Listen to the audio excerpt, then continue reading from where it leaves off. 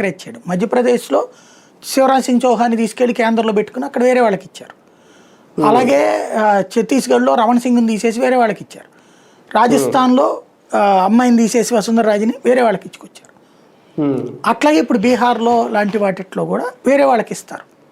ఇప్పుడు ఫడ్నవీస్కి ఇచ్చారు అక్కడ మహారాష్ట్రలో. అట్లాగే అంటే వీళ్ళందరూ ఓ రకంగా చెప్పాలంటే యంగ్ సీఎంలు. బీజేపీ మంత్రి కూడా ఇద్దరు డిప్యూటీ సీఎంలు ఉన్నట్టున్నారు కదా సార్? అవును, అది ఇప్పుడు సెట్ అవుతుంది మళ్ళీ. అంటే అక్కడ కూడా సామాజిక సమీవర్గం ఖచ్చితంగా అంటే బేసిక్గా అక్కడ వేరే పార్టీలు కూడా కలుపుకుని వెళ్ళారు కదా, అందుకని అవసరమైంది అనమాట. ఒక రకంగా భారతీయ జనతా పార్టీ నేరుగా ఎన్నుకోబోతున్న సీఎం ఇప్పుడు బీహార్లో ఇది ఒక రికార్డ్ అవుతుందా? ఖచ్చితంగా.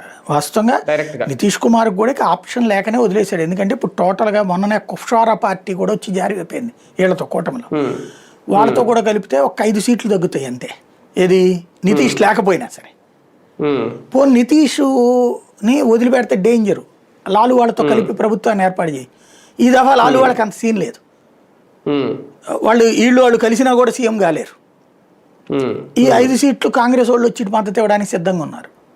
కాబట్టి నితీష్ని కంట్రోల్ చేస్తాం పెద్ద కష్టం కాదు ఈ దఫా.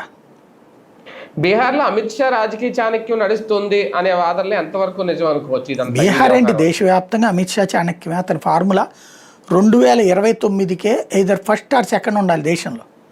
కానీ ఆ ఫార్ములాలో ఇంకా తేడా కనబడుతున్నది కేరళ, తమిళనాడు, ఆంధ్రప్రదేశ్, తెలంగాణలో దాదాపుగా పుంజుకున్నారు మొన్న పార్లమెంట్ లెక్క చూసినప్పుడు. ఈ 4 చోట్ల మారాలి వీళ్ళకి లెక్క. ఫస్ట్ ఆర్ సెకండ్ మనం అధికారం అన్న ఉండాలి, ప్రతిపక్ష స్థానంలో అన్న ఉండాలన్నది వాళ్ళ ఫార్ములా అనమాట. అంటే నెక్స్ట్ తెలంగాణ మీద ఉంటుంది. అదే 4 మీద ఉంటుంది. 4 సీరియస్గా తీసుకుంటారు. ఎలా వెళ్తారో చూడాలి. అదే కదా, రైట్. చూద్దాం మొత్తానికి.